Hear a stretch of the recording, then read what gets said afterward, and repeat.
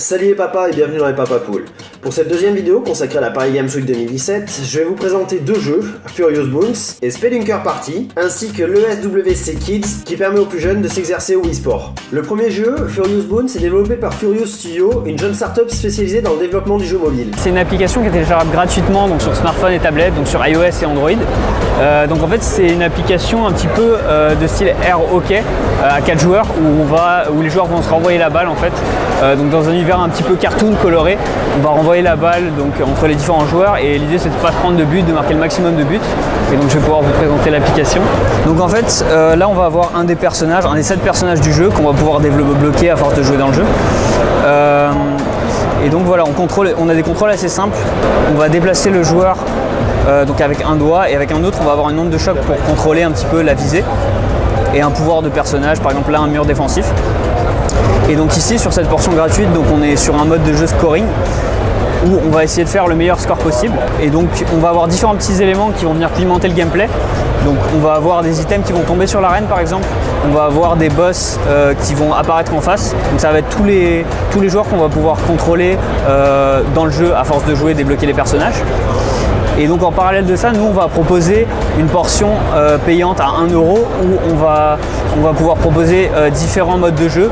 Disons des modes de jeu, des configurations en 1 contre 1 par exemple, ou jouer dans différents mondes, un monde de lave par exemple, ou des choses comme ça. Alors en fait on est un petit studio indépendant donc de 4 personnes où ça fait à peu près 1 an qu'on s'est mis à temps plein vraiment, qu'on voulait vivre notre passion, le jeu vidéo.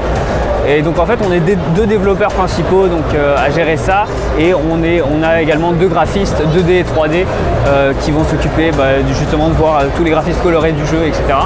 Et donc nous, notre ambition c'est de partir sur des jeux un petit peu cartoon comme ça, de ce type-là. Et également, l'idée c'est de s'étendre, si on en a l'opportunité après, de pouvoir faire un multijoueur, de pouvoir affronter 4 joueurs en Wi-Fi. Alors nous c'est sûr que on est joueurs de jeux vidéo à la base, nous 4. On a eu différentes sources d'inspiration, c'est vrai que Wakfu en est une, après ça va faire penser un petit peu aussi à Crash Bash sur l'aspect aussi gameplay. Et il y a plein d'inspirations en fait, mais l'univers coloré, voilà, la base vraiment c'est un univers un peu cartoon et nous on a voulu faire plus qu'un mini-jeu donc de ce concept-là de Pong et vraiment proposer quelque chose, un jeu complet, donc en rajoutant plein de petits éléments, des items dans le jeu. Notre cible, c'est vrai que les enfants, ça va être la cible principale parce que du fait de l'univers qu'on propose, des différents graphismes qu'on propose, ça plaît plus à un public jeune. Après, c'est vrai que l'orientation scoring, on peut aussi essayer de faire le meilleur score possible et que ça peut plaire à une cible plus âgée aussi, une cible adolescente ou même plus âgée, même à 30, 40 ans, c'est possible aussi. Enfin, ça peut plaire à vraiment beaucoup de monde parce qu'il y a une difficulté qui va être incrémentale et donc qui va s'adapter aux joueurs au fur et à mesure qu'on va jouer dans le jeu.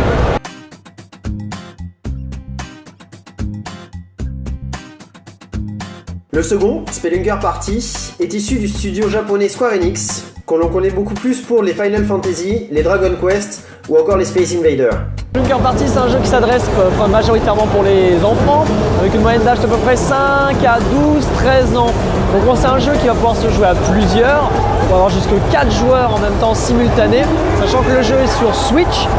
On va pouvoir utiliser les Joy-Con séparément, un Joy-Con par joueur pour pouvoir explorer la carte, sachant que c'est évidemment un jeu de plateforme et d'exploration. Et au fur et à mesure des niveaux, on va pouvoir découvrir des secrets, des objets de personnalisation, etc. pour faire en sorte que chacun puisse s'amuser à sa façon sur Spelunker et personnaliser son personnage.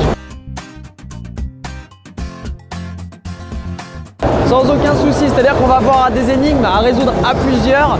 Évidemment, vu qu'il y a de la coopération qui est de mise, j'imagine qu'un papa peut largement aider sa progéniture à avancer dans le niveau. Évidemment, quand on est bloqué, l'âge et l'expérience fera le reste et lui évoquera le chemin.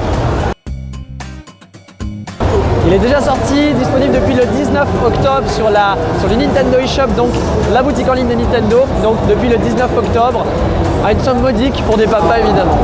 Je te remercie. Il n'y a pas de quoi.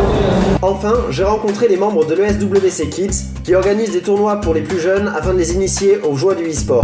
Alors l'ESWC en général organise des tournois, des championnats de niveau international, de niveau national dans beaucoup de jeux comme Clash Royale, comme Just Dance, comme encore beaucoup d'autres jeux.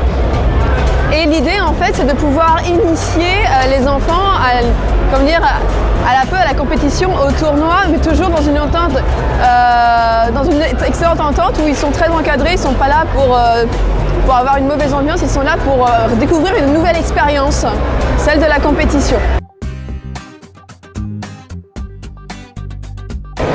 Je dirais pas de faire partie de ce monde, mais je dirais de le toucher quelque part, de le palper, parce que les finalistes rencontrent un champion.